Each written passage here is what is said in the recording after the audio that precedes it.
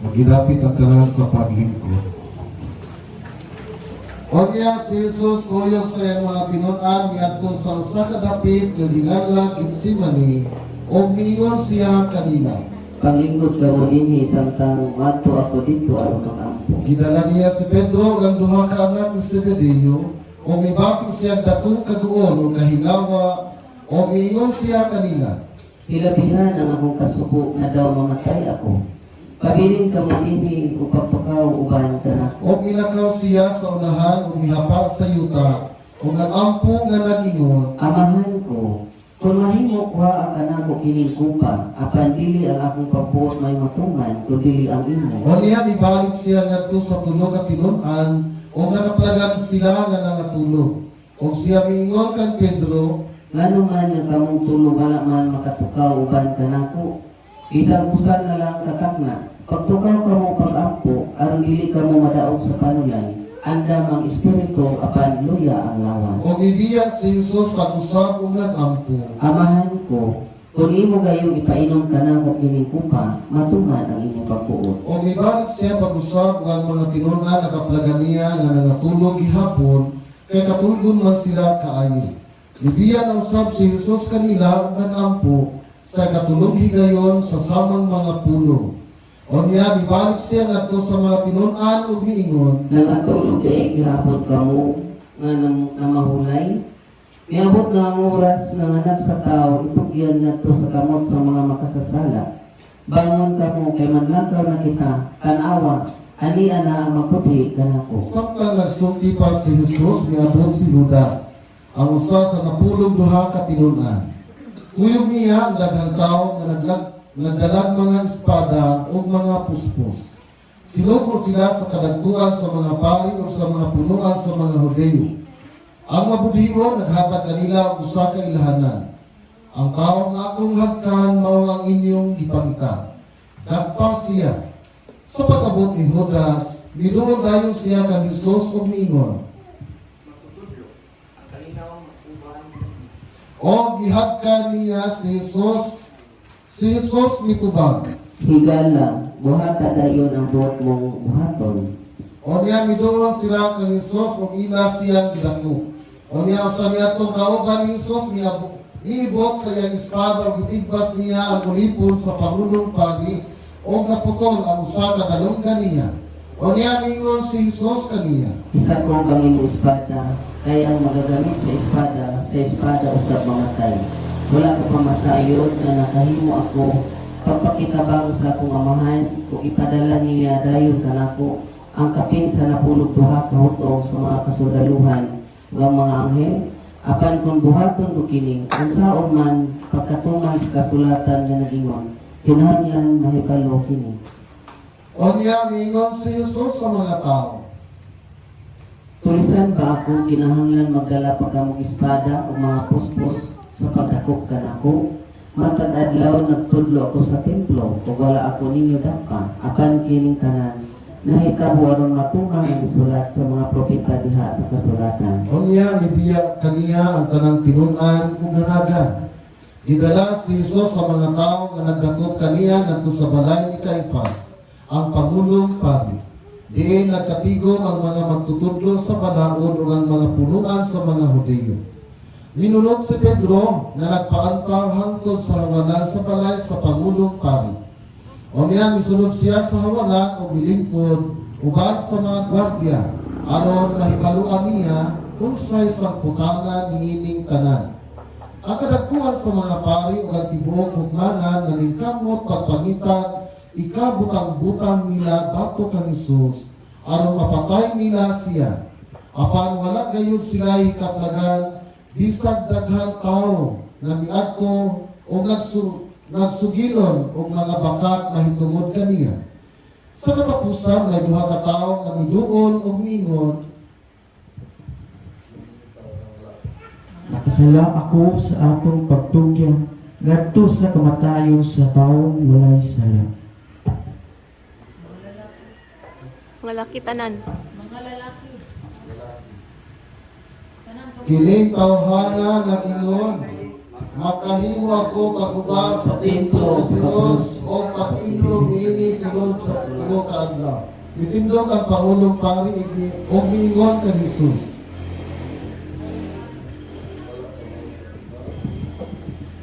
Wala ka ba'y katubag nining sumbong batok kanimo? Apan wala mo tubag si Jesus. Musa ang Pangulong Pari misulti pag-usab kaniya. Sa ngalan sa Diyos nga buhi, papanumpaon ko ikaw, sultihi kami kung ikaw ba ang Mesiyas nga anak sa Diyos. Si Jesus mitubag kaniya. Giingon mo, apan sultihan ko kamong tanan. Sukad karon makakita kamo sa anak sa tao nga maglingkod sa tuo sa labing makagagahom sa tanan. Ug moanhi sinaplay sa mga panganod sa langit. Sa pagkabati niya ni Ini, gigisi sa Pangulong Pari ang iyang bisti o miingon. Dakong pasipala wala na kita makanihanglag damdugang pang mga saksi bindi karon natungog ninyo ang iyang pagsipala usay inyo nahulog na O sila mitubag. Saan siya o Siya kinahanglan kinahanglan pati. O niya, ginudan nila, o ang iyang nawong, o bilang gibunalan siya. O katong misagpa kaniya miingon, Tagnaan ni Siyas kung kinsay nagsagpa kanina. si Pedro naglingkod sa gawas dito sa hawanan sa dihang nga usa sa mga sunugoong babae sa Pangulong Pari minuon kaniya o miingon. Ikaw sa kauban ni Jesus na taga Galilea. Apan gilimod kini ni Pedro atubangan nilang tanan pinaagi sa pag-ingon. Pedro. Wala akong makasabot sa imong ipanunod. Og niya migula siya sa ganghaan. May laing sunugoong babae na nakakita kaniya o miingon sa mga tao dito. Kauban siya ni Jesus na taga Nazaret. Apan gilimod kini pag-usab ni Pedro o gitubag siya. Ipanumpa ko nga wala ako makailan yanang tawanan. Walang madugay ang mga lalaki na nagbarog dito miduol kang Pedro o miingon. Usa sa kauban ni Jesus ang imong sinultihan na kailanin. O niya nanumpa si Pedro nga nag-ingon. Sinutang taong-ta ako sa Diyos kung namatag ako. Wala ako makailan yanang tawanan. O niya mitugtugaan ang usa ka manok o nahinumdum si Pedro sa giingon ni Jesus kaniya. Sa dili pa mo tugtugaan ang manok, ilimod mo na ako sa makatulog. Migula si Pedro mihilak sa hilabihan pagbasol. Sayo sa buntag ang tanang kadagkuan sa mga pari ug ang mga punuan sa mga Hudiyo naglaraw sa pagpatay kang Jesus. Gigapos nila siya kadina ug gitugyan ngadto kang Pilato, ang Romanhong gobernador. Sa pagkakita ni Judas, ang mabudhion nga si Jesus ilang patsyon, nagbasol siya o giuli niya ang katluan kasalapi nga sinsilyo ngadto sa kadagkuan sa mga pari o sa mga punuan sa mga Hudiyo. Mingon siya kanila, Nakasala ako sa taong pagtutulyan sa kamatayon sa taong walay sala. sila mitubag kaniya. Kung sa may labot na mo ni Ana, O niya gisalibay ni Judas ang salapi dito sa templo bidiya kanila o niya nilakaw siya o naghiko. Gipamunit sa kadagkuan sa mga pari ang salapi o miingon sila. Salapi kini nga bayad sa kinabuhi. Ug supat sa tumalaw tumalaw ng pagtitib nini sa kasaganan sa templo. Tapos nila kauyuni, gigamit nila ang salapi sa pagpalit sa uma sa mamumuhat ug kulon. Aron himuon kini nga lugnanan sa mga langyaw. Busa katong umaha, ginanlag uma nga gibayrat dugo. Hangtod karon. Busa natuman ang giingon ni Propeta Jeremias. Gikuha nila ang katluan kasalapi nga sinsilyo ang kantidad ng giuyunan sa mga tao sa Israel na mao'y gibayad sa pagpalit kaniya. O gigamit nila kini aron pagpalit sa uma sa mamumuhat ug kulon sumala sa gisugo kanako sa Ginoo. Si Jesus nagtindog atubangan sa gobernador o gipangutana siya sa gobernador. Ikaw ba ang hari sa mga Hudyo? Si Jesus mitubag, Giingon mo, apan wala niya tubaga ang mga sumbong sa kadagkuan sa mga pari o sa mga punuan sa mga Hudiyo. Busa mingon si Pilato kaniya. Wala ka ba makalungod sa tanan nilang mga sumbong batok kanimo? Apan wala mutubag si Jesus, bisag kung usa ka pulong. Busa natingala pa kayo ang gobernador. Matagpas ko sa mga Hudiyo na batasan sa gobernador ang pagbuhig usa ka binlanggo na ginganlag Barabas. Sa nakatigom na ang mga tao, nangutana si Pilato kanila. Kinsa may inyong gusto nga akong buhian? Si Barabas o si Jesus na ginhanlag ni siya? Kaya nasayon siya bakayo nga ilang gitugyan si Jesus kaniya tungod sa kasina. Samtang naglingkod si Pilato dito sa lawak hukmanan, nagpadala kaniya mensahe ang iyang asawa na nag-ingon. Ayaw hinabti ka ng tawhanan na walay sala. Kay gabi pinaagi sa damgo, nasamot ako bakayo tungod kaniya. Ang mga tao gidali sa kadagkuan sa mga pari o sa mga punuan sa mga Hudiyo sa pagpangayog ang Pilato nga buhian niya si Barabas o ipapatay si Jesus. Apan nangutana ang gobernador kanila. Kinsa man niining duha ang inyong gusto nga akong buhian? Sila mitubag. Si Barabas. Si Pilato nangutana kanila. Nan, unsa may akong buhaton kang Jesus na ginhanlag ni siya? Silang tanan mitubag. Inansa Siya sa krus. Apan si Pilato nangutana. Unsa may iyang sala? O niya sa makusog na tingog nalinggit sila. Inansang siya sa krus. Sa pagkakita ni Pilato nga wala siya mahimo o hayan mahitabo ang kagubot, ikuha siya tubig o nang hunaw at tubangan sa mga tao o mingon. Wala ako'y labos sa kamatayon ni ining tawhana. Inyo kining gusto. O niya ang tanan mga tao mitubag kaniya. Kami ang among mga anak, mauligat umi sa silong kapatay kaniya. O niya gibuhian si Pilato, ni Pilato si Barabas o si Jesus gipalatos niya o gitugyan aron ilansang sa krus. O niya gidala si Jesus sa mga sundalo ngadto sa palasyo ni Pilato nga gobernador o dito gialirungan siya sa mga sundalo. Gihubuan nila siya sa iyang bisting o gisunuban sa bisting datong pula. O naghimo sila korona gikan sa sangang tunukon o gipahaom nila kini sa iyang ulo. O gipabitbit nila siya bugal sa iyang tuong kamot. O niya nanluhod sila sa iyang atubangan o gibugal-bugalan siya. Niingon sila.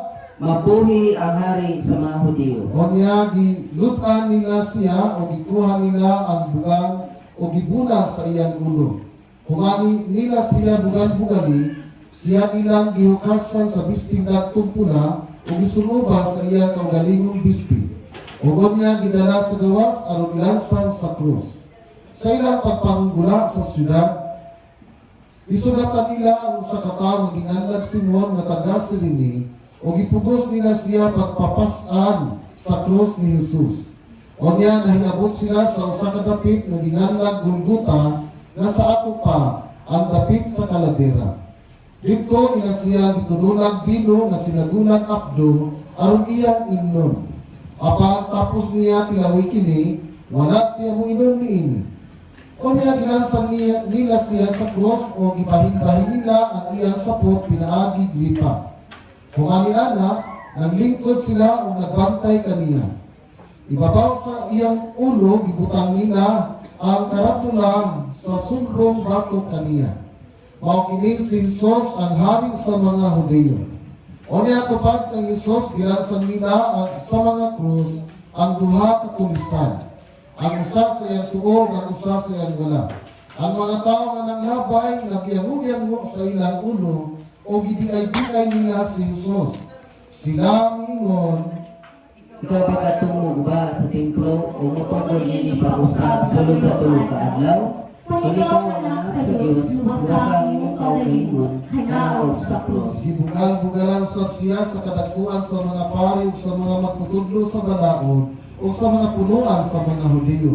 Sila mingon, Giluwas niya ang uban, apan dili siya makaluwas sa iyang kaugalingon. Dili ba siya ang hari sa Israel? Kung nanaw siya karon sa krus, totoo kita kaniya. Gisalig siya sa Diyos, umingon na siya anak sa Diyos. ang binanawang kanon ng Diyos luwas sa kanilang daro. Bisan gani ang mga tulisan nga gilansang uban kaniya, iti-ay usab. Sa pagkauto, gitakyo sa kibukyuta ang kagitngit nga milungtad og 3 ka oras. Ug sa pagka-alas 3, mitugaw si Jesus. Eli, Eli, lima sabaktani. Nga sa ato pa kini nagkahulugan, Diyos ko, nganong gibiyaan mo ako? Ang ubang mga tao nga nagbarog dito, nakadungog kaniya ug miingon sila. Nagtawag siya ang Elias. Diha-diha sa kanila midagan o mikuha ispongha na iya gihumod sa baratuhong bino o gitao sa tungoy sa usa ka bugang. O gituro ngadto kang Jesus aron ipanginom kaniya. Apan may miingon, Ayaw ko na, tanawang kaguluhan ni si Elias ang pagluwas kaniya. unya si Jesus misinggit ang usab ug namatay. Ginapit ko ang tanan sa pagluhod sa pipila ka gutlo at ugal sa altar